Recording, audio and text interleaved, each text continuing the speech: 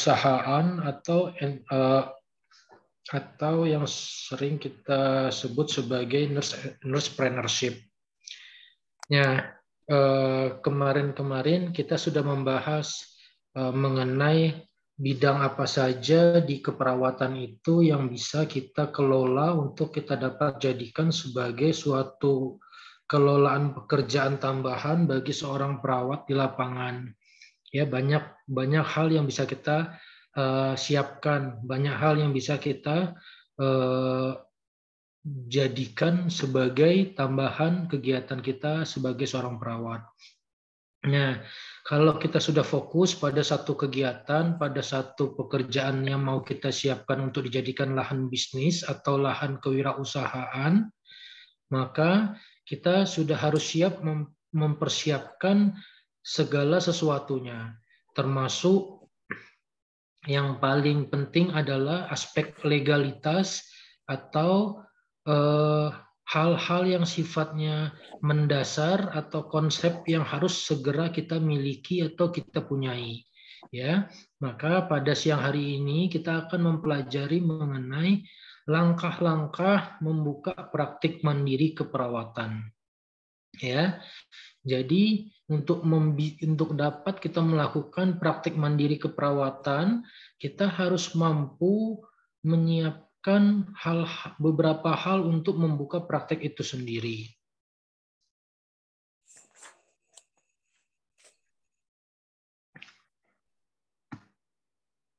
Praktik mandiri keperawatan adalah praktik keperawatan baik berupa perorangan atau berkelompok yang bisa dilakukan di tempat praktik mandiri di luar fasilitas pelayanan kesehatan.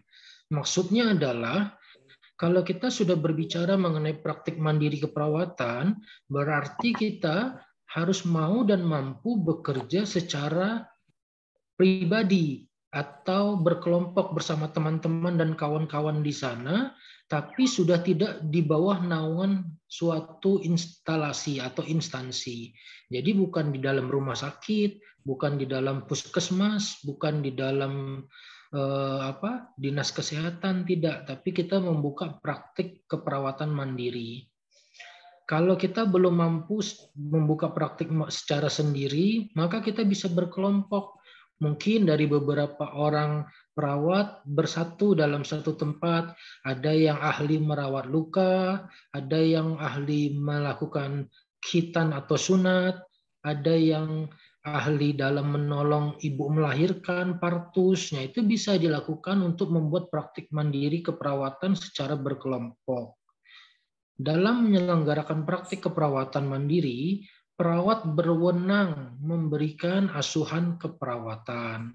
Ya, ini wewenang yang boleh kita lakukan, yaitu memberi asuhan. Asuhan itu adalah memberi pelayanan secara menyeluruh kepada pasien yang membutuhkan kita dari aspek keperawatan, lalu memberikan penyuluhan atau edukasi informasi mengenai yang ada kaitan perawatan, konseling, tempat berkonseling kalau ada yang kesal tentang penyakit, kesehatan, bisa berkonsultasi. Melaksanakan tugas berdasarkan wewenang. Saya sampaikan kalau di sekitar kita belum ada orang yang melakukan kegiatan sesuatu, kita punya kompetensinya diperbolehkan. Kemarin ada salah satu tempat bertanya mengenai perawatan melakukan kalau sana tidak ada ahli forensik dengan kompetensi yang kita ya, jadi praktik salah satu bentuk praktik perawatan. Ya, perawatan ini di dalam peraturan kesehatan RI AK 02. Menteri Menteri 148 2010 tentang perawatan. Jadi Bapak Ibu tidak perlu khawatir bahwa praktik keperawatan telah dibuatkan undang-undang Menteri Kesehatan, jadi telah tertuang di Undang Kementerian Kesehatan Republik. Jadi sudah sebuah praktik yang sifatnya legal atau diketahui dan diakui hukum di negara Indonesia ini. Jadi yang sembunyi-sembunyi, yang tidak atau ilegal, bukan. Jadi Bapak Ibu jangan takut, sudah mempunyai kompetensi, sudah mempunyai dan sebagainya, nanti keperawatan itu adalah sudah diakui oleh pemerintah.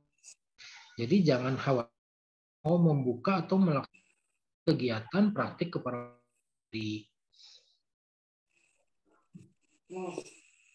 Kemudian apa sih model praktik keperawatan itu?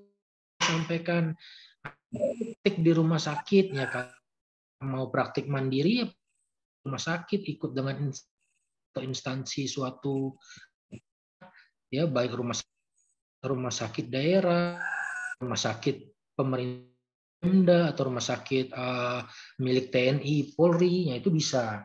Atau kalau kita nggak mau kerja di rumah sakit, maunya kerja tapi mendatangi pasien-pasien di rumah yang tidak bisa keluar rumahnya, yaitu namanya home care, praktik di rumah. Kita datangi tempat-tempat pasien yang sakit, kita yang memberikan pelayanan di rumah pasien, mulai dari merawat orang tua, geriatri atau gerontik, ya kan, lalu merawat luka pasien, ya, lalu misalnya memberi bantuan untuk sunat, khitan, atau pijat bayinya, itu bisa dilakukan dengan cara melalui home care.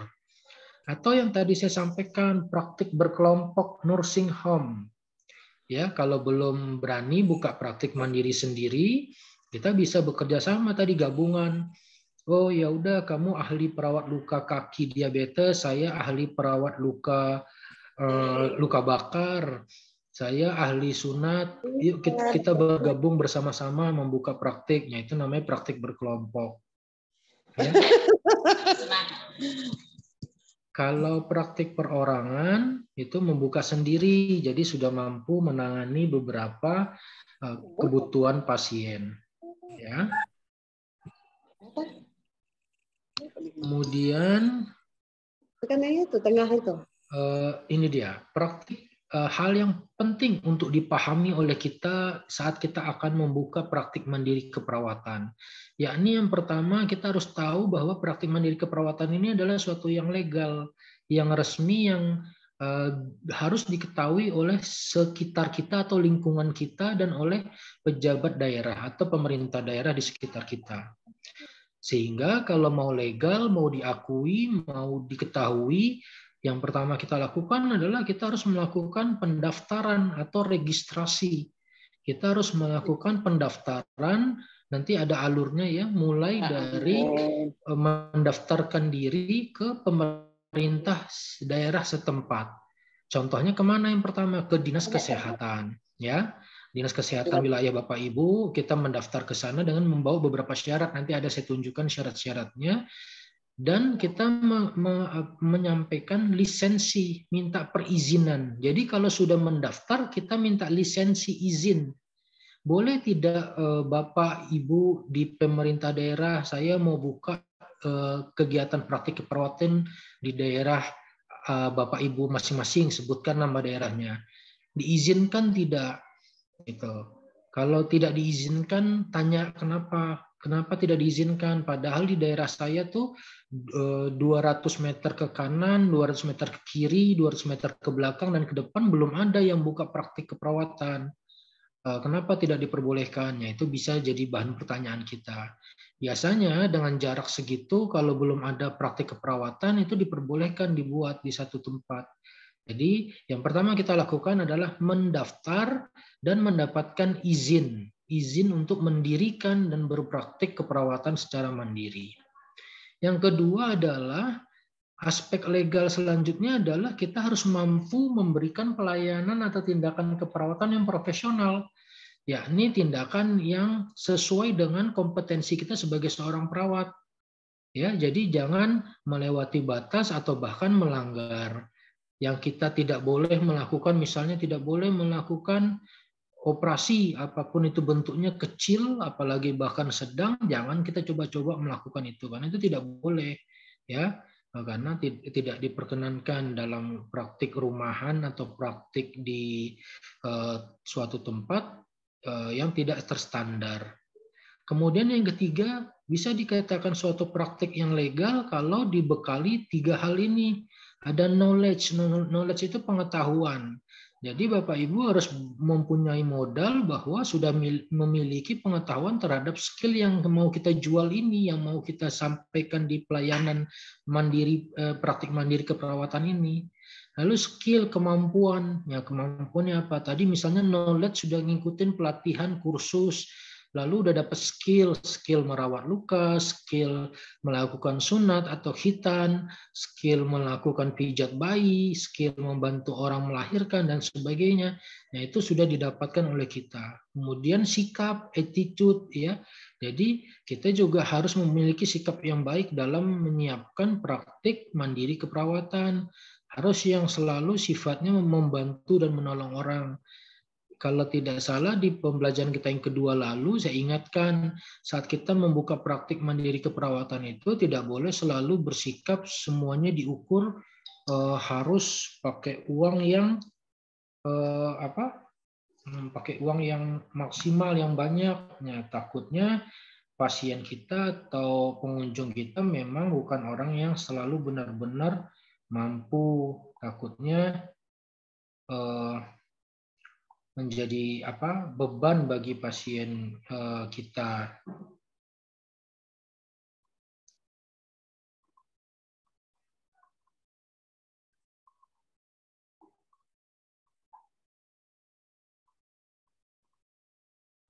Kemudian kita lanjut ke etik dan moralnya. Tadi itu yang mungkin beberapa waktu yang lalu pernah saya sampaikan.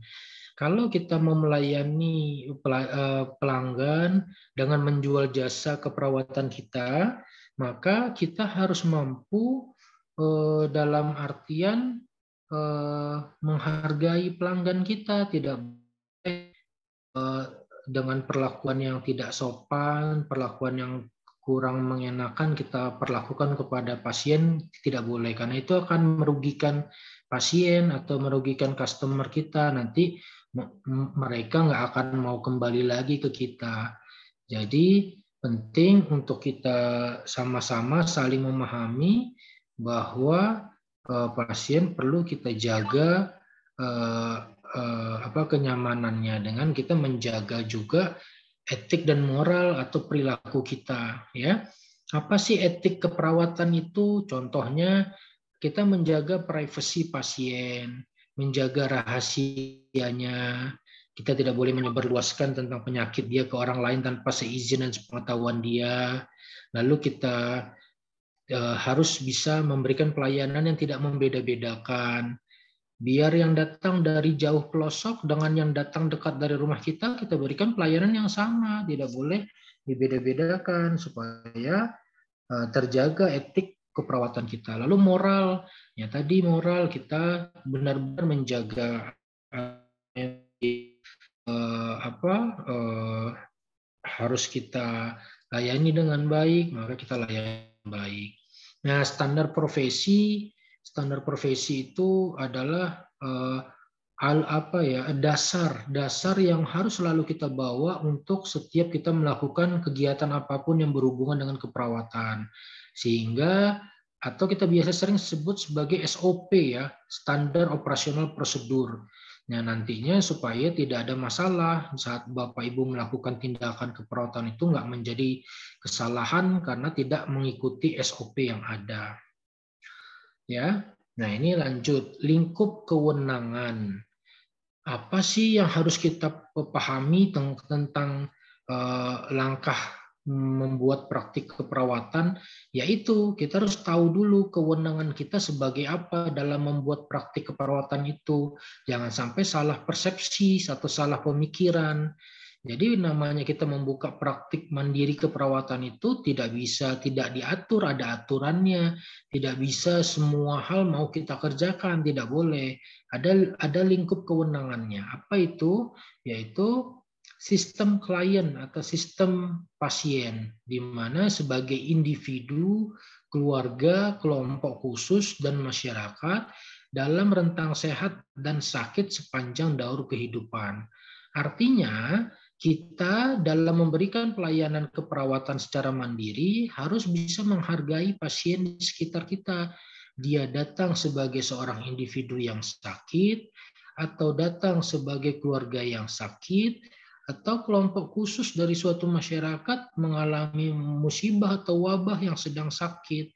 Nah, kita harus bisa menjalankan peran kita. Apa perannya? Yaitu promotif. Promotif itu kayak mempromosikan, memberikan informasi tentang kesehatan, tentang pencegahan suatu penyakit, tentang penanggulangan suatu penyakit, ya. Lalu preventif, kalau kita udah siarkan, maka diharapkan orang akan preventif, mencegah. Tolong Bapak Ibu supaya tidak terkena DBD, demam berdarah dengue, tolong tidak menumpuk barang-barang bekas, tidak menumpuk kaleng-kaleng yang bisa berisiko menampung air. Nah, itu udah preventif, kita cegah supaya orang-orang nggak terkena penyakit DBD misalnya, seperti itu. Lalu kalau selanjutnya, oh ternyata penyakitnya sudah terjadi, ya udah kita lakukan dengan kuratif, pengobatan.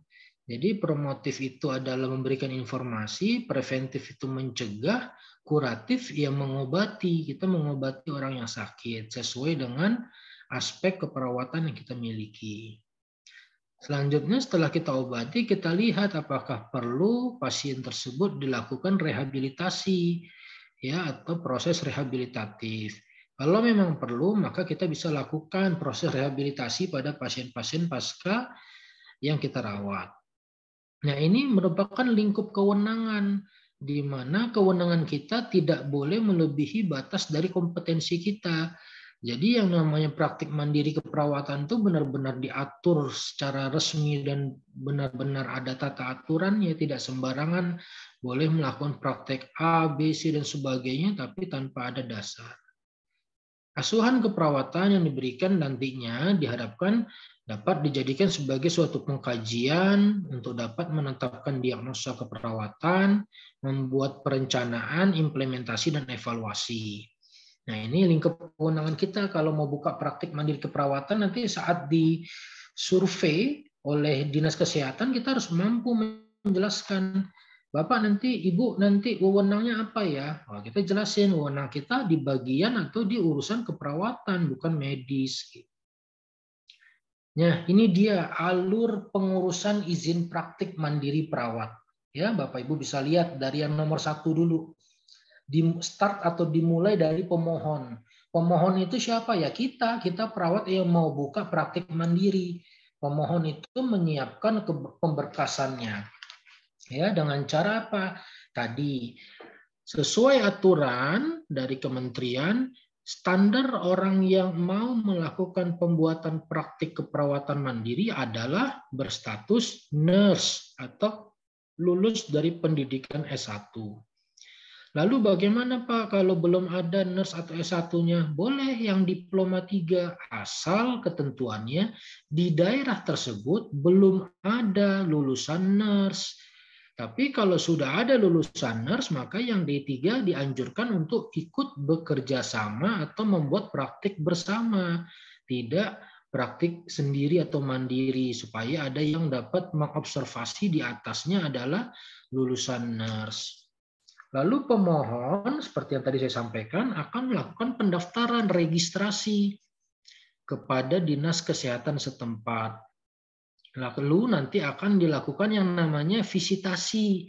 Nanti orang Dinas Kesehatan itu akan datang ke klinik Bapak Ibu, melakukan pemeriksaan atau ngecek apakah sudah lengkap alat-alatnya, apakah sudah lengkap keperluan ini itunya, apakah sudah ada SOP-nya. Nah, itu diperiksa semuanya nanti. Kalau mau mengajukan pendaftaran, maka akan dilakukan visitasi dan audit. Diperiksa semua kelengkapan pemberkasannya. Nah, setelah dilihat lengkap pemberkasannya, lalu baru divalidasi nanti. Validasi itu dicocokkan kesesuaiannya. Misal contoh, kita mengajukan praktik mandiri perawatan luka. Tapi dilihat dari kesiapan pemberkasannya tidak begitu lengkap, akhirnya jadinya dipending sama dinas kesehatannya atau bahkan dibatalkan, ditolak pengajuannya. Nah, itu dianggap tidak memenuhi syarat. Maka setiap kita mau mengajukan proses untuk dilakukan verifikasi pendataan dari PPNI, maka atau dari dinas kesehatan, maka data-datanya harus dilengkapi. Apa saja nanti habis ini kita lihat ya. Nah, nanti setelah Bapak Ibu melengkapi data-data itu semua, maka bisa langsung proses. Bisa diproses, disiapkan untuk perizinan dan penetapan surat keputusan. Contoh, akan diterbitkan SK keputusan bahwa di rumah di Jalan A misalnya diakui dan disahkan akan ada suatu klinik perawatan mandiri perawat. Nah, itu baru diakuin. Artinya kalau sudah nanti keluar izin praktik mandiri perawat teman-teman Bapak Ibu semua, berarti proses sudah selesai ya. Tapi kalaupun belum selesai akan berprosesnya masih di atas, misalnya di nomor 3 tadi. Udah ada berkas divalidasi dulu. Ya, divalidasi ternyata berkasnya nggak lengkap, ya langsung diterbitkan surat penolakan. Ya. Itu alurnya. Jadi sebenarnya alurnya di semua Pemda, di semua pemerintah daerah, di dinas kesehatan itu sama. Ini konsep dasarnya saja. Tinggal Bapak Ibu datang menuju ke tempat tersebut disesuaikan prosesnya biar sesuai prosedur, tidak yang melenceng seperti itu. Nah, ini dia syarat membuka praktik mandiri perawat berdasarkan Permenkes RI nomor 26 tahun 2019. Apa ya? Tadi saya sampaikan, kualifikasi pendidikan minimal profesi nurse atau vokasi atau diploma keperawatan bisa membuka praktik keperawatan mandiri jika, ada jikanya nih, di suatu daerah tersebut belum memiliki kualifikasi perawat nurse. Nah, tadi dilihat, oh ternyata di sekitar kita ini paling banyak perawatnya semuanya hanya diploma 3 keperawatan, nurse-nya belum ada, dan kalaupun ada di jauh sekali, ya nggak apa-apa, boleh. Jadi boleh dibuka praktik mandiri keperawatan walaupun belum nurse, masih D3. Jadi itu nanti bisa disesuaikan dengan kondisi lingkungan di sekitar Bapak Ibu bagaimananya. Ya, kemudian syarat yang kedua adalah surat izin praktik perawat atau SIPP yang dikeluarkan oleh pemerintah daerah setingkat kabupaten atau kota tempat praktik keperawatan mandiri. Ya, nah itu SIPP itu dikeluarkan oleh dinas kesehatan. Ya, kalau di kota mungkin namanya di kelurahan sekarang. Nah, nanti mungkin di daerah Bapak Ibu bisa disamakan atau disesuaikan siapa yang berhak mengeluarkan SIPP tersebut. Ya. Syarat utama mendapatkan SIPP adalah sudah memiliki surat tanda registrasi atau STR. Nah, itu dia. Betul, urut-urutannya akan dimulai dari harus adanya STR dari tiap perawat dulu. Kalau sudah punya STR, baru bisa akan mengurus yang namanya SIPP. Ya. Setiap perawat berhak mendapatkan paling banyak 2 SIPP yang dapat digunakan di fasilitas kesehatan rumah sakit atau praktik mandiri. Nah, jadi maksudnya gini Bapak Ibu, jadi setiap perawat itu tidaklah sama seperti dokter. Kalau dokter mungkin kita dengar bisa praktek di 3 rumah sakit ya, atau di 3 tempat berbeda. Nah, kalau perawat hanya boleh punya 2 SIP, surat izin praktik perawat. Nah, itu 2 surat itu di mana saja. Ya contoh kalau saya di sebuah rumah sakit pemerintah, karena pegawai negeri punya 1 SIPP di Jakarta. Lalu saya punya SIPP yang kedua di Depok, karena saya tinggalnya di Kelapa II Depok, maka saya bikin SIPP 1 lagi untuk praktek mandiri saya bertempat tinggal di Depok. Nah, kita sebagai perawat paling banyak hanya boleh punya 2 hal itu saja, tidak bisa lebih seperti dokter punya 3 tempat praktik dan sebagainya. Nah, itu kita dibatasi. Lalu untuk mendapatkan SIPP, apa sih Pak yang harus diurus? Ya itu yang pertama, kita harus punya fotokopi terakhir pendidikan, ijazahnya dilegalisir. Ya, jangan sampai tidak dilegalisir. Kemudian fotokopi STR yang masih berlaku dan dilegalisir aslinya. STR, surat tanda registrasi perawat, teman-teman harus punya semuanya dulu, baru bisa mengajukan SIPP. Ya. Kemudian surat keterangan sehat dari dokter yang memiliki surat izin praktik. Jadi harus punya tuh untuk pengajuan surat keterangan sehat, supaya ketahuan bahwa kita memang sudah diperiksa, kita sehat secara fisik dan sehat secara mental. Kemudian surat pernyataan memiliki tempat praktik atau surat keterangan dari pimpinan fasilitas pelayanan kesehatan tempat perawat berpraktiknya. Ini perhatian bagi Bapak Ibu semua. Ini akan diperlukan bila Bapak Ibu bekerja bersama orang lain atau numpang di toko atau di tempat orang lain, sehingga perlu keterangan bahwasanya kita itu berdiri atau ikut dalam bangunan orang lain untuk kita bekerja sebagai perawat praktik mandiri. Nah, itu harus ada informasinya, apakah tempat ini disewa atau punya kita sendiri atau sejenisnya, ya. Kemudian pas foto terbaru, maksudnya foto Bapak Ibu semua yang terbaru dengan ukuran masing-masing tahun kelahirannya, ya. Ukurannya berapa banyak, Pak? Ya, mungkin ada yang 4x3, 4x5, sebanyak 3 lembar. Kemudian rekomendasinya ini juga penting dari Kepala Dinas Kesehatan atau kota setempat atau pejabat yang ditunjuknya. Kalau Bapak Ibu punya kenalan dengan orang dinas kesehatan, ya harus pintar-pintar mendekati, harus bisa berkomunikasi supaya dari beliau-beliau itu bisa memberikan izin bahwa klinik kita yang akan dibuka atau boleh melayani pasien, ya. Lalu rekomendasi dari organisasi profesi, ya ini sudah pasti ya, dari PPNI harus ada pengakuan bahwasanya kita punya kompetensi tersebut. Nah, ini Bapak Ibu bisa dilihat ya contoh SIPP, surat izin praktik perawat dari Dinas Kesehatan. Ya berbeda-beda ya, tiap Dinas Kesehatan kan punya kewenangan dalam mengeluarkan bentuk dan modelnya sendiri, tapi ini salah satu contoh ya. Yang mungkin di Jakarta atau di kota besar yang kayak gini modelnya sekarang nih, ya dikeluarkan dari PTSP kelurahan, ya jadi disesuaikan dengan kondisi kita dari mana dan mana. Nanti di sini akan tertulis namanya siapa perawatnya, status kepegawaiannya apa, lalu bekerja dari berapa sampai jam berapa. Kalau saat membuka praktik klinik itu harus dicantumkan, ada lampirannya gitu ya. Berarti nggak Nah, jadi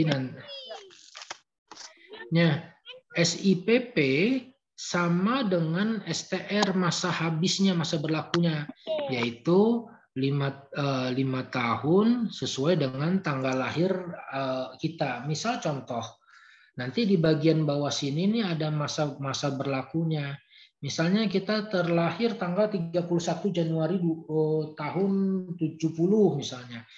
Ya, jadi kita baru membuat tahun 2023 nih surat SIPP-nya. Maka nanti akan berakhir masa berlakunya di 31 Januari 5 tahun kemudian, ya. Kalau sekarang 2023 maka habisnya nanti di 2028, ya. Seperti itu. Ini contoh SIPP. Nah, ini contoh STR ya. Ya, ini teman-teman pasti nanti kalau sudah selesai pendidikan akan mendapatkan STR-nya yang baru sesuai dengan namanya di atas nih. Kemudian nanti ada tanggal lahir kita yang menentukan, tanggal habisnya yang bedakan adalah tahunnya.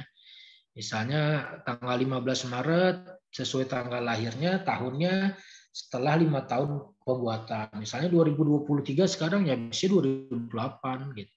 Ya, itu contoh STR perawat. Jadi langkah-langkahnya kita harus nyiapin pemberkasannya dulu Bapak Ibu. Jangan sampai tidak disiapkan karena nanti itu dibutuhkan sekali supaya memenuhi syarat, ya. Nah, ini dia. Selain surat-surat ya, jadi Bapak Ibu tuh harus tahu bahwasannya, maaf yang kayak yang sebelumnya saya sampaikan nih. Ya. Jadi membuat melakukan praktik pelayanan keperawatan itu, kita harus punya fotokopi ijazah dulu yang sudah legalisir. Ijazahnya apa yang Bapak Ibu punya, apakah D3 atau S1 keperawatan atau nurse, S2 dan sebagainya. Jangan sampai dilupakan. Kemudian fotokopi STR yang masih berlaku dan ada legalisirnya. Ya. Kemudian selanjutnya adalah tadi sudah berkas siap semuanya, maka sarananya, kliniknya Bapak Ibu tentukan di mana mau buat kliniknya, mau bikin kliniknya seperti apa sih maunya. Nah, itu bisa disesuaikan dengan kondisi Bapak Ibu. Dan setiap praktik mandiri keperawatan wajib memasangkan label nama atau papan nama supaya orang tahu, sehingga tidak menjadi pemikiran aneh-aneh bagi warga sekitar saat kita melakukan praktik keperawatan. Ya, ini contoh ininya nih palangnya, palang praktik keperawatan. Nah, ini juga contoh-contohnya ya, ada surat izin praktik perawatnya, SIPP-nya ya. Kemudian kliniknya ada apa saja di sini, ada autoclave untuk mensterilkan alat. Kemudian ada celemeknya untuk membersihkan luka atau sebagainya, kemudian ada lemari obat ya, gitu. Jadi bisa Bapak Ibu dapatkan seperti apa maunya bikin klinik ya. Nah, ini juga tampilan nih banyak berbeda-beda, setiap tempat, setiap rumah, setiap orang tuh beda-beda bentuk kliniknya maunya kayak apa. Ini contohnya klinik perawatan luka ya. Ada pemancaran sinar ultraviolet ya kan pada pasien. Kemudian ada troli tindakan, ada tempat tidur, ada lemari berkas dan sebagainya. Ya tinggal di ini aja disiapkan apa-apa yang kita perlukan. Ya, kalau gambar yang di samping nih dia siapkan mungkin apotek mini, apotek kecil ya. Jadi saat nanti dinas kesehatan datang mau survei klinik kita, barang-barangnya sudah lengkap. Jadi kalau Bapak Ibu mau mendirikan praktik keperawatan mandiri itu harus disiapin dulu semuanya, tidak boleh hanya tersedia sedikit barang atau sedikit kebutuhan nanti jadi bahan pertanyaan besar oleh dinas kesehatan ya. Jadi benar-benar disiapkan apa-apa sajanya ya, kayak tempat tidur pasien ya, terus ini sejenis untuk mensterilkan alat bentuknya kayak kulkas kecil ya. Ya itu Bapak Ibu harus siapkan semua, jangan sampai nanti tidak disiapkan jadi repot saat orang dinas kesehatan survei nggak lengkap, biasanya nanti dipending, ditunda persetujuannya ya. Nah, ini persyaratan bangunan atau prasarana, apa sih syaratnya? Ya tadi Bapak Ibu ya, seperti Bapak Ibu ketahui, bangunan untuk tempat praktik mandiri itu dapat berupa rumah tinggal, bisa. Bapak misalnya malas sewa toko lagi atau beli toko lagi, rumah tinggal saja, tinggal didesain apakah mungkin di bagian depan ya, atau di garasi, atau di mana saja yang menurut Bapak bisa dijadikan tempat praktik di rumah itu boleh ya. Nah, kemudian bagian dari rumahnya ini tadi apakah mau di teras, mau di ruang tamu misalnya Bapak mau buat, Ibu mau buat ya kan, itu boleh. Bagian dari kantor atau tempat kerja ya, Bapak Ibu bisa misalnya udah izin sama atasan, sudah izin sama pengelola kantor diperbolehkan, ya boleh saja, nggak masalah, yang penting sudah ada perizinannya ya. Atau bagian lain dari gedung, ya misalnya Bapak Ibu mau membuat praktik keperawatannya, ada mau di toko, ada di di bangunan sekitar tempat kita tinggalnya, itu boleh saja, tinggal diatur. Nah, syarat lanjutnya adalah bangunan harus sifatnya permanen, tidak boleh bergabung fisik dengan yang lain. Ya, jadi kalau misalnya kita nggak boleh campur-campur. Misalnya, mau pakai nih ruang, ada tokonya dipakai untuk salon, saya mau pakai setengahnya untuk praktik keperawatan. Nah itu yang nggak bisa. nggak boleh bercampur. Jadi harus berdiri sendiri dia di satu tempat itu ya. Kalau untuk praktik keperawatan ya praktik keperawatan semuanya, tidak bercampur dengan yang lain ya, gitu. Kemudian tempat pintunya pun harus terpisah dari tempat tinggal. Jadi kalau misalnya gini, Bapak Ibu mau bikinnya di rumah nih praktik keperawatannya, tapi tempat masuk pasien untuk ke klinik sama ke rumah kita berbeda, nggak boleh sama. Ya, karena nanti beresiko membuat adanya risiko infeksi nosokomial ya, atau menjadi kotor ya, itu nggak boleh ya. Jadi memang tempat itu harus dibuat sebaik mungkin, sebagus mungkin supaya tidak menjadi masalah ke depannya ya. Kemudian bangunan praktik mandiri perawat terdiri dari ruang ini dia nih Bapak Ibu, tolong diperhatikan poin nomor 3 ini. Jadi membuka klinik itu tidak sembarangan saja, oh tenang sudah jadi tempat sudah ada. Tapi harus ada berbagai macam ruangnya nih. Nah, yang pertama apa? Ruang administrasi. Ruang administrasi ini sangat penting dan perlu untuk nantinya kalau ada hal-hal yang sifatnya harus dilakukan dari pihak pasien dan keluarga kepada owner atau yang punya praktik mandiri. Nah, contohnya apa? Misalnya mau pembayaran atau mau mengedukasi keluarga pasien, ya itu bisa di situ ruang administrasi ya. Kemudian ada ruang tunggunya, itu wajib ada ruang tunggu, nggak boleh pasien keluarganya nunggu kita lagi ngerawat pasien yang lain, pasiennya berdiri terus, itu nggak boleh. Jadi harus disiapkan ruang tunggunya biar ada bisa duduk, bisa ibadah lainnya kalau misalnya mau ibadah, ya kan? Jadi disiapkan. Nah, harus ada ruang periksa nih. Ruang periksa itu ya ruang untuk melihat apa keluhan pasien, penyakit pasien. Lalu untuk konsultasi, kadang-kadang itu perlu juga. Ada yang mau memerlukan, Pak, saya mau bicara dong tentang luka saya ini, tapi nggak mau di depan umum, nggak enak. Nah, itu kita fasilitasi ruang konsultasi. Jadi pasien itu merasa nyaman datang ke rumah kita pun seperti datang ke klinik gitu. Jadi nggak ada apa ya, was-wasnya nggak ada. Ya. Kemudian ruang penyimpanan alat kesehatan, ya betul, kalau sudah punya klinik maka barang-barangnya penempatannya harus rapi, harus bersih, nggak boleh asal-asalan karena yang akan pakai pasien, jangan sampai saat nanti mau pakai pasiennya jadi berantakan, tidak ada sulit mencarinya karena taruhnya sembarangan. Contoh, oh mau membersihkan luka pasien, kemarin naruh plester di mana ya? Ya itu karena nggak tahu tempatnya atau bahkan taruhnya sembarangan, jadi hilang-hilangan. Ya itu harus jelas tempat penyimpanan alat kesehatan. Lalu toilet dan ruang lainnya sesuai kebutuhan, betul. Namanya klinik wajib ada toiletnya. Jadi kalau ada pasien atau keluarga pasien yang butuh untuk ke kamar kecil bisa digunakan, bisa dipakai gitu. Jadi Bapak Ibu harus juga memperhatikan hal-hal apa saja yang harus disiapkan dalam membuka klinik praktik mandiri keperawatan. Nah, yang keempat, memiliki sistem air bersih atau kelistrikan atau pencahayaan yang cukup.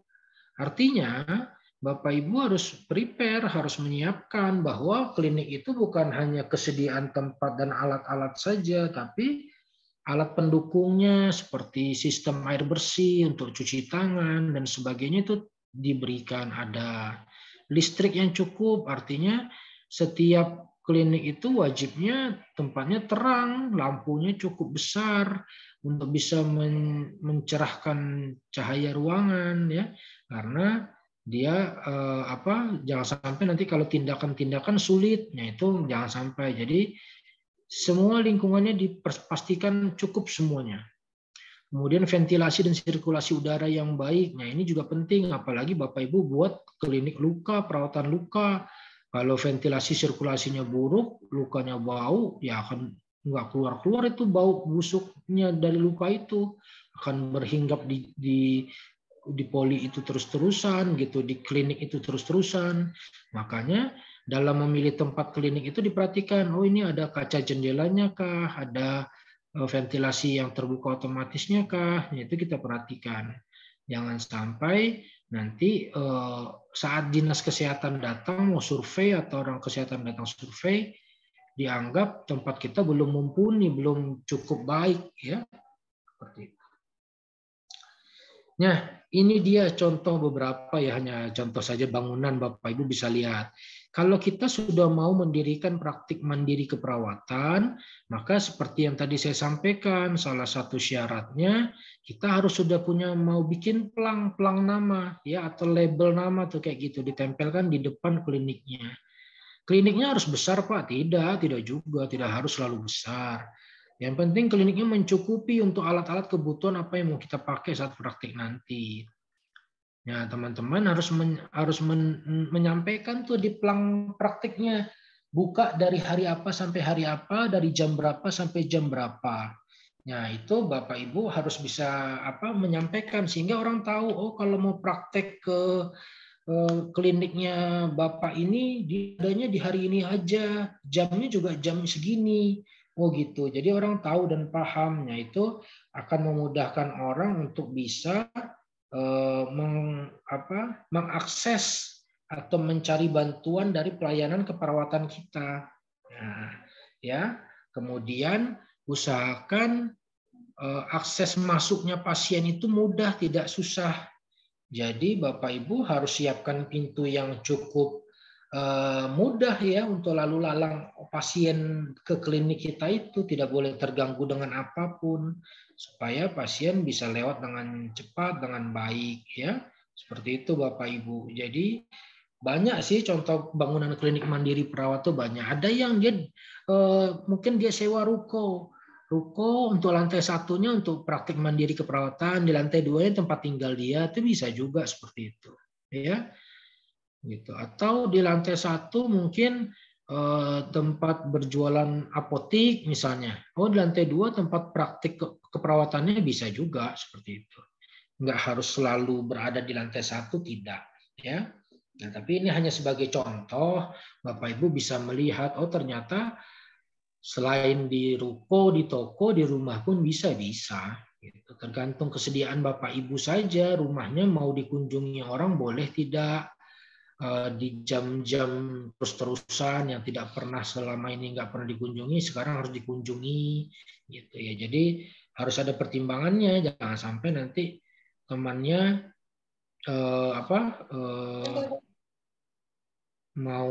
pasiennya mau datang tapi nggak bisa dapat akses, misalnya Bapak Ibu lagi keluar, lagi perginya, itu harus dipastikan jam-jam juga disesuaikan dengan jam kemampuan Bapak Ibu bisa membuka praktik, ya.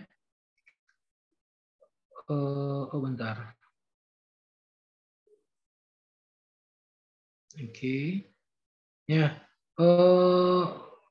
Terus yang paling penting di papan nama ini, ya Bapak Ibu saya sampaikan, papan nama ini harus bertuliskan murni praktek keperawatan, tidak boleh campur-campur. Misalnya udah tulis praktek keperawatan, ada lagi praktek, maaf ya, kebidanan atau praktek dokter umum, itu nggak boleh dicampur-campur.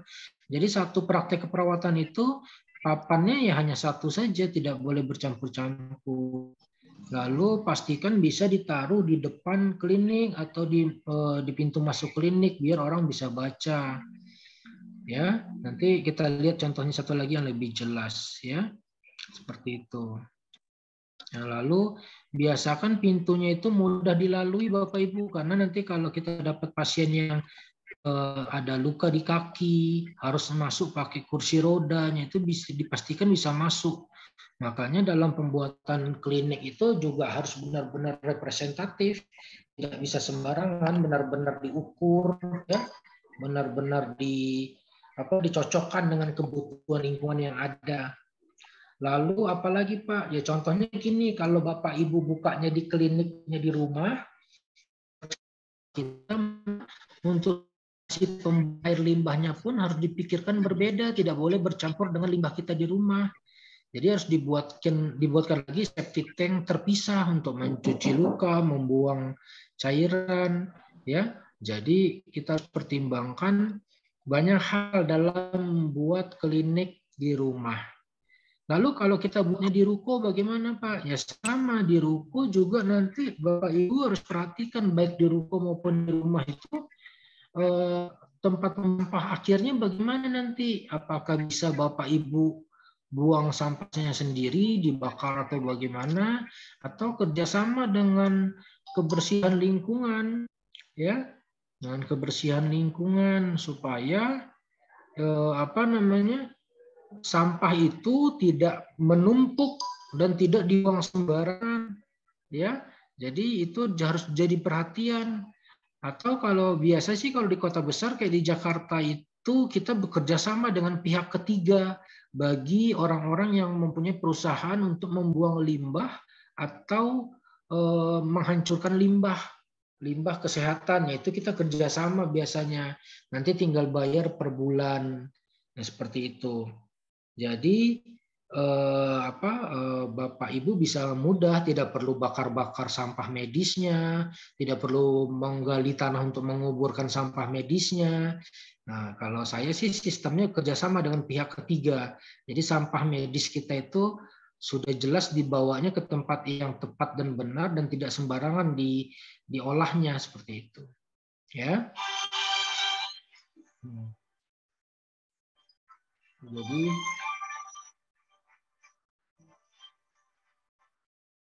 Jadi seperti itu caranya, ya. Ya, kemudian adalah terkait dengan tempat menunggu, tempat parkir ya. Jadi kalau Bapak Ibu mempunyai klinik, usahakan ada tempat menunggu pasien, tempat duduk lah minimal. Jadi kalau pasien sedang penuh ngantri mau masuk ke klinik kita, mereka tidak berdiri lama-lama. Jadi perhatikan ada kursinya, ada tempat duduknya, ya.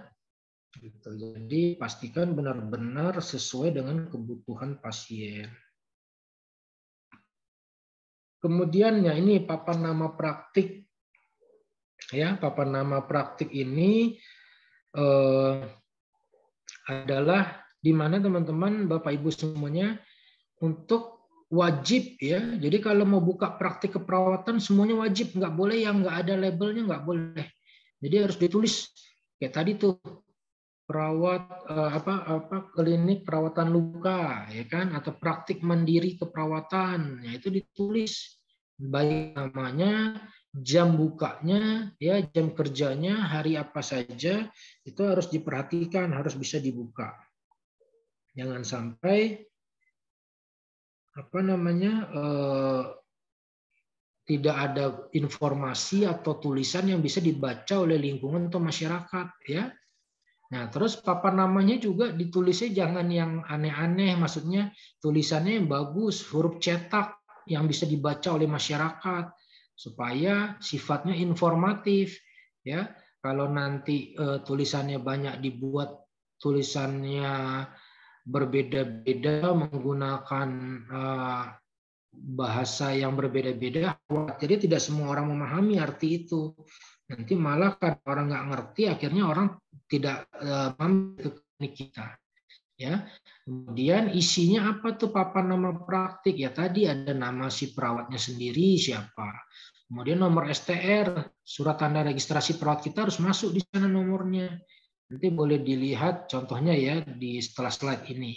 Kemudian nomor SIPP itu perlu karena orang mau tahu ini klinik resmi atau tidak, ada izin atau tidak, supaya orang jadi jelas, tidak ragu mau datang ke klinik kita ya. Nah ini Bapak Ibu bisa lihat contohnya. Nah kayak gini contoh-contohnya.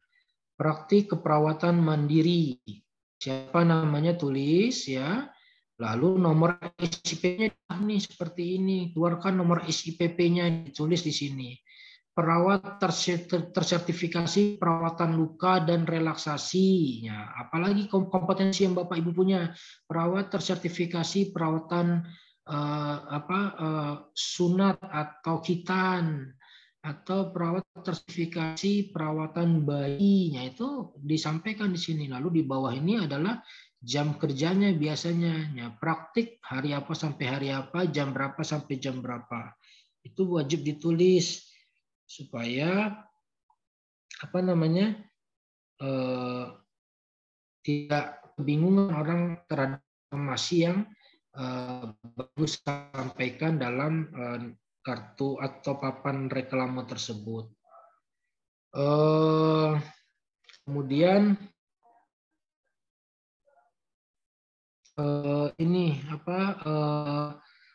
dipastikan kalau memang Bapak Ibu, Pak dalam satu papan ini ada beberapa nama, boleh.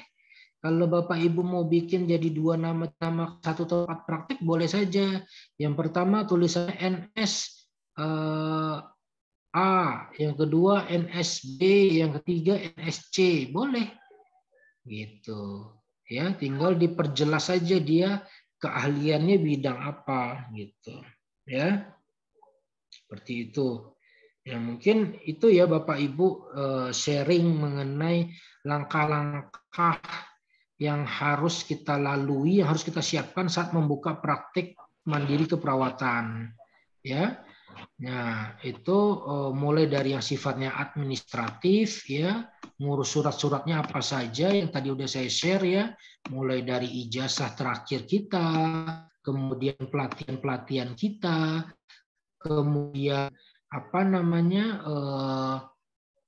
kompetensi kita, STR kita, SIPP, ya. Nah, itu diadakan. Nah, terus yang biasanya ditanyakan oleh petugas dari Dinas Kesehatan apa? Ya tadi SOP. Jadi Bapak Ibu kalau mau bikin perawatan luka harus punya banyak SOP merawat luka beda-beda. Merawat luka diabetes SOP-nya apa? Merawat luka bakar SOP-nya apa? Merawat luka kanker SOP-nya apa? Nah, itu harus ada SOP-nya. Melakukan khitan atau sunat SOP-nya bagaimana? Nah, itu penting untuk kita lengkapi. Ya, seperti itu Bapak Ibu. Mungkin itu yang bisa saya sampaikan Bapak Ibu terkait dengan langkah-langkah ya. Ini langkah-langkah awal di mana Bapak Ibu bisa mungkin mengadopsi atau menyiapkan hal-hal yang di atas yang sudah saya sampaikan. Ya. Kalau lahan klinik saya rasa namanya di awal pembukaan tidak terlalu harus mewah-mewah ya. Sesuai kebutuhan Bapak Ibu saja.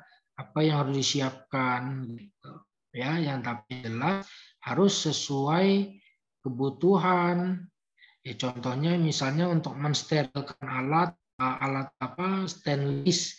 Sekarang udah tidak ada proses merebus alat stainless sampai suhu 100 derajat atau mendidih.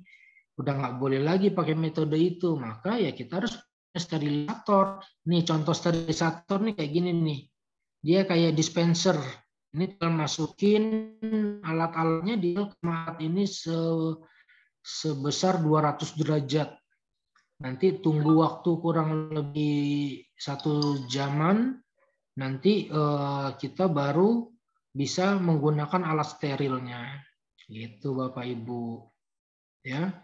Jadi penting untuk kita ketahui apa-apa saja yang harus kita siapkan. Begitu Bapak Ibu semua, ada yang mau ditanyakan dahulu? Silakan kalau ada yang mau diskusi atau mau bertanya.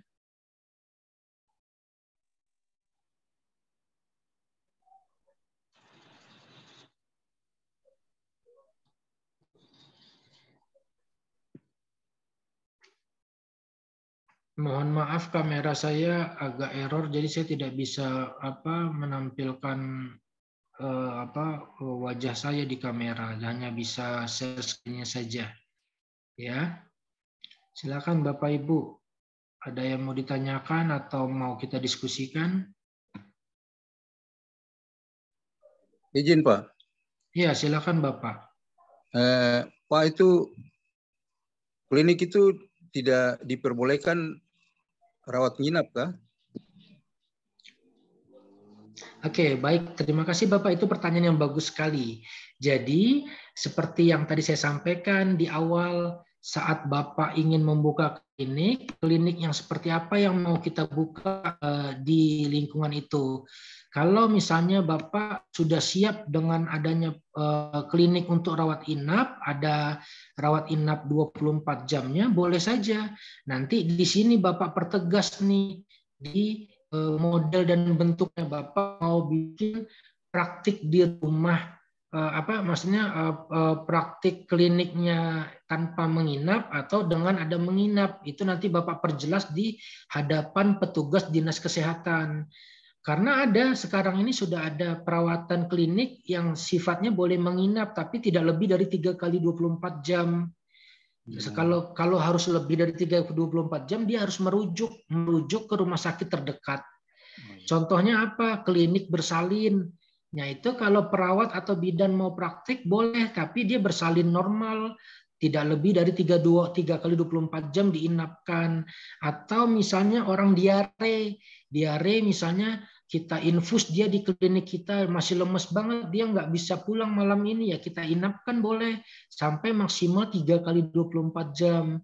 Harusnya sebagai praktik mandiri keperawatan 3 kali 24 jam itu waktu yang cukup untuk mengembalikan kedaruratan pasien. Tapi kalau tidak cukup berarti kita wajib merujuk. Gitu Bapak. Siap Pak. Terima kasih. Sama-sama Bapak. Izin Pak, bertanya. Ya, silakan Bapak. Ya, maaf mau tanya ini masalah praktik mandiri perawat ini. Ya. Mengenai kolaborasi Pak dengan profesi lain, contoh laboratorium atau dokter. Ya. Misalnya kita buka praktek, kemudian kita rawat pasien DM, luka DM, sedangkan kita rawat lukanya mungkin lama sembuhnya kalau tidak pakai pengobatan gula darah. Bagaimana cara kolaborasinya dok? Pak, terima kasih. Baik, bagus sekali pertanyaannya Bapak. Jadi kalau kita kolaborasi dalam satu klinik perawatan mandiri perawat itu boleh. Dengan cara bagaimana? Dengan cara ada namanya surat kerjasama, ya. Kalau kita tuh di sini kita bilang surat kontrak di sini. Contohnya gini, kalau saya itu ada surat kerjasama kontrak SKK, saya bilang itu dengan tenaga laboratorium dan dokter. Contohnya kalau ada pasien saya harus saya periksakan laboratorium, sedangkan saya nggak punya alat-alat lengkapnya. Nah itu saya pakai jasa dia untuk bisa melakukan pemeriksaan. Misalnya di klinik saya butuh ada pasien yang keluhannya sudah arahnya ke medis, ya berarti saya tinggal hubungi dokter yang saya kontrak kemarin kerja bareng sama saya, dok tolong datang ke klinik kurang lebih jam 4 sore, nanti ada pasien yang keluhannya demam sudah 3 hari nggak sembuh-sembuh. Nah itu bisa kita undang, jadi dia tidak selalu ada di klinik kita, tapi dengan kontrak kerja. Jadi Bapak bisa membuat surat kerjasama, kontrak kerjasama dengan orang-orang yang Bapak pilih tersebut, dengan catatan ada di waktu-waktu tertentu dia akan Bapak panggil atau Bapak undang ke klinik Bapak. Nah, nanti caranya bagaimana? Ya bagi hasil. Contoh, misalnya periksa darah biayanya 100.000 karena Bapak numpang di klinik saya, tapi yang meriksa dan pakai alatnya punya Bapak, saya hanya dapat presentasi klinik saya saja ya 30%. Oh berarti saya dapat 30.000, yang 70.000 untuk Bapak laboratorium. Jadi seperti itu. Jadi walaupun kita nggak kerja, kita tetap dapat untung karena punya tempat kita dipakai seperti itu Bapak. Oke. Ya, makasih informasinya. Ya, sama-sama Bapak.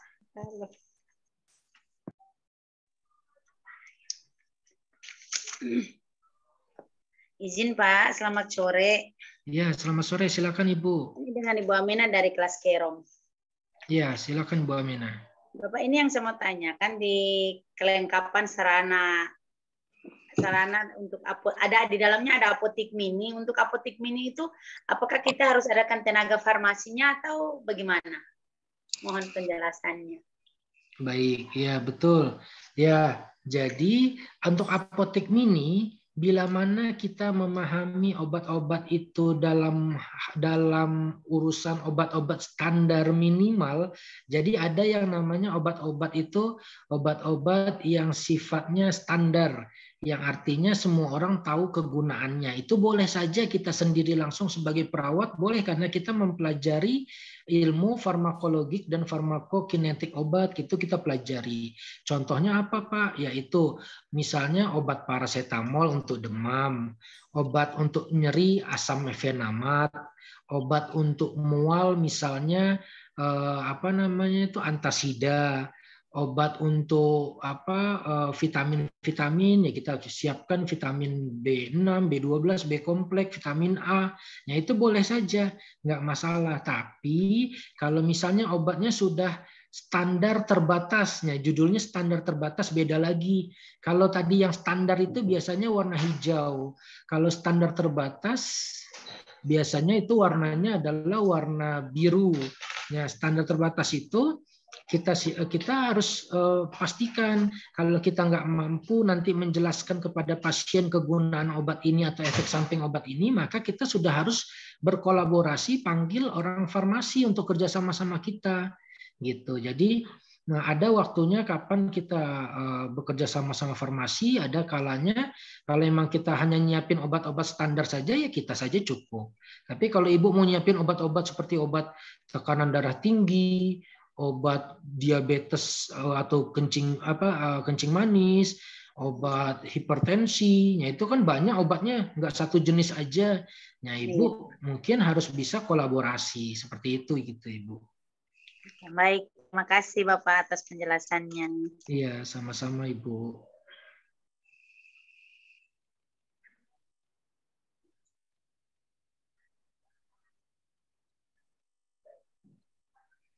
Ada saya pesan titip kepada Bapak Ibu, khususnya bagi Bapak Ibu yang nanti di kliniknya akan membuat, yang tadi Ibu Amina bertanya, ada apotek kecil atau farmasi kecil. Pastikan obat-obat yang Bapak Ibu siapkan selalu dicek terus masa expire-nya, masa habis waktunya. Jangan sampai ada obat yang sudah expire date, sudah lewat masa waktunya, masih disiapkan, dijual, atau bahkan sampai diberikan kepada pasien, karena itu bahaya, bisa menjadi racun di tubuh pasien, ya. Karena kita harus selalu dipantau segala macam obat-obatan atau sarana yang sifatnya ada batas waktunya, selalu kita cek, ya. Gitu. Ya, baik Pak. Ya, sama-sama Ibu. Izin Pak, mohon maaf, mau tanya. Ya, silakan Bapak. Ya, dengan Suroto dari kelas FAPA, Pak. Yes. Yang saya mau tanyakan, kalau tidak salah dengar tadi, saya mendengar penjelasan Bapak bahwa di dalam praktek keperawatan mandiri ini kita tidak boleh melakukan operasi sekecil apapun. Tetapi tadi saya mendengar sirkumsisi itu bisa dilakukan di klinik mandiri. Bukankah sirkumsisi itu termasuk tindakan operasi kecil, Pak? Atau tindakan operasi? Apakah kalau kita melakukan operasi itu kita harus memberitahukan kepada dokter atau ya paling tidak dokter yang ada di tempat kita? Itu aja, Pak. Terima kasih. Baik, terima kasih. Betul sekali pertanyaan Bapak. Nah, ini akan menjadi jelas saat kita nanti pas pertama kali mengajukan registrasi kita, nanti kan ada orang dinas kesehatan datang tuh mau survei dia. Nah, di sanalah kita tunjukkan maksud dan tujuan klinik kita ini apa saja. Nah, kalau nanti di dalamnya ada klinik hitan atau sunat yang termasuk itu kegiatan dalam operasi kecil atau minor, maka kita boleh menunjukkan sertifikasi atau kompetensi kita bahwa kita sudah mampu dan bisa. Jadi dari awal orang dinas kesehatan itu sudah tahu, oh atas nama Bapak A tadi misalnya, kompetensinya di klinik itu bukan hanya merawat luka saja, tapi dia sudah bisa melakukan sunat. Ada sertifikasinya sudah kami catat. Jadi dia tidak melanggar hukum, dia sudah sesuai.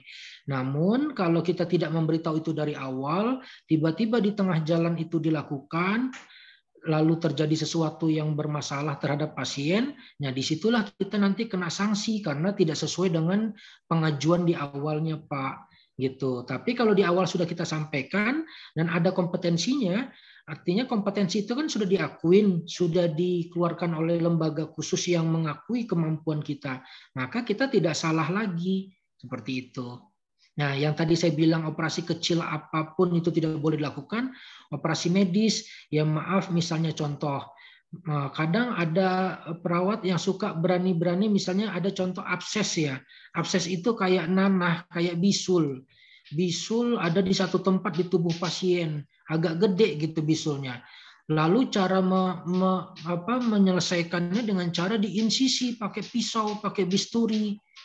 Nah itu kan nggak boleh, itu pekerjaan medis. Nah kita nggak boleh mengambil pekerjaan itu. Karena itu kompetensinya nggak kayak sunat. Kalau sunat kan kita menggunting atau mengkauter, habis itu kita dapat sertifikat. Tapi kalau menginsisi pakai bisturi, merobek pakai pisau kan kita nggak ada sertifikatnya. Nah itu mungkin yang nantinya akan menjadi pembeda kita, gitu. Seperti itu Bapak. Oh, iya Pak. Iya Pak. Berarti kita tidak perlu memberitahukan kepada mungkin dokter bedah yang ada di sekitar kita. Oh tidak. Kalau sudah dari awal kita sudah memberitahukan. Betul, betul sekali. Karena sunat itu sekarang ini sudah diperbolehkan untuk perawat melakukan itu. Jadi tidak ada mandatori lagi, tidak ada harus nunggu mandat lagi, karena itu udah sifatnya kompetensi. Gitu. Oke Pak, siap Pak. Terima kasih Pak atas penjelasannya. Assalamualaikum warahmatullahi wabarakatuh. Waalaikumsalam warahmatullahi wabarakatuh.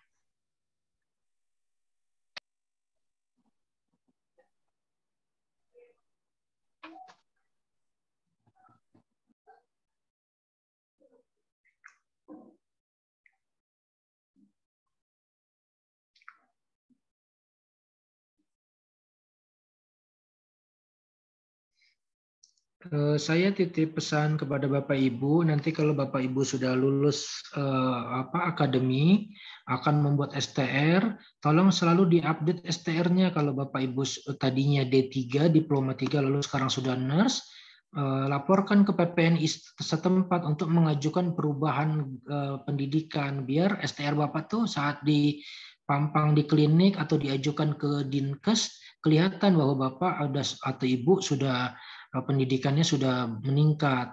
Atau kayak tadi ada Bapak sudah nambah kompetensinya, sudah bisa sunat, dilaporkan lagi. Yang mungkin tadinya 6 bulan lalu belum punya keahlian sunat. Lalu laporkan lagi, Pak, saya sudah menyelesaikan pendidikan sunat, ini saya punya kompetensi baru.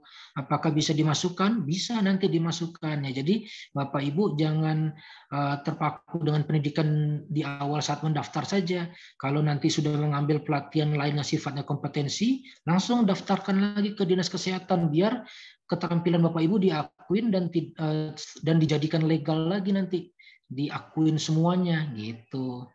Ya. Jadi harus terupdate terus.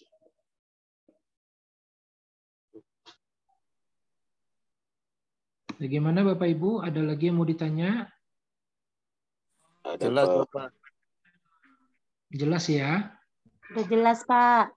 Baik. Sudah jelas Pak. Iya, baik. Mudah-mudahan. Iya, terima kasih Bapak Ibu. Ya, mudah-mudahan dengan materi yang singkat yang bisa saya berikan siang hari ini bisa menambah wawasan dan persiapan Bapak Ibu untuk membuka klinik perawatan mandiri, dan sudah mulai sedikit-sedikit terbayangkan apa-apa saja yang harus disiapkan di klinik Bapak Ibu semua nantinya, sehingga Bapak Ibu bisa membuka klinik perawatan mandiri keperawatan yang sifatnya legal atau resmi yang disahkan oleh Dinas Kesehatan, seperti itu. Ya, Bapak Ibu tetap semangat, selalu menjadi perawat yang bermanfaat untuk lingkungan kita di sekitar kita bertempat tinggal. Saya akhiri pertemuan kita sore hari ini. Terima kasih atas partisipasi dan antusias Bapak Ibu semua. Sampai ketemu di lain waktu. Selamat sore. Salam sejahtera untuk kita semuanya. Sore Bapak. Terima kasih. Iya, terima kasih. Selamat sore Pak. Selamat sore Ibu. Terima kasih Pak. Ya, sama-sama. Selamat sore, terima kasih Bapak. Ya, selamat sore. Terima kasih semuanya. Saya izin live ya. Baik, Bapak. Sore, Bapak. Baik, Bapak. Sore, Bapak. Ya, selamat sore.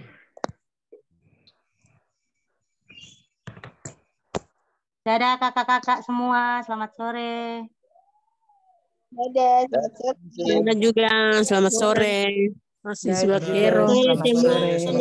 Teman-teman. Salam dari kami, Bopendigul. Sejawat.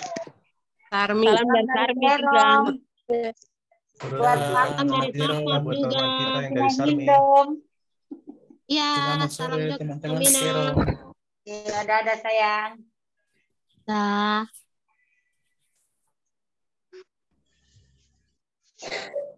Dadah Ibu Mina.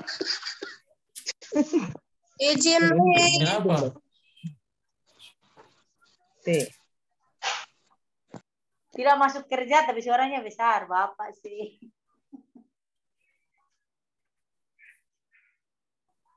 Kerja tugas Bu, aduh. Oh, Bapak tugas belum kirim. Ini saya sudah kirim tadi, saya stres tidak masuk kerja gara-gara itu sudah. Kirim saja Bapak. Aman Palo, tugas apa kah? Tugas itu yang bahasa Indonesia itu Bapak belum kirim. Astaga. Sudah tadi, sudah aman.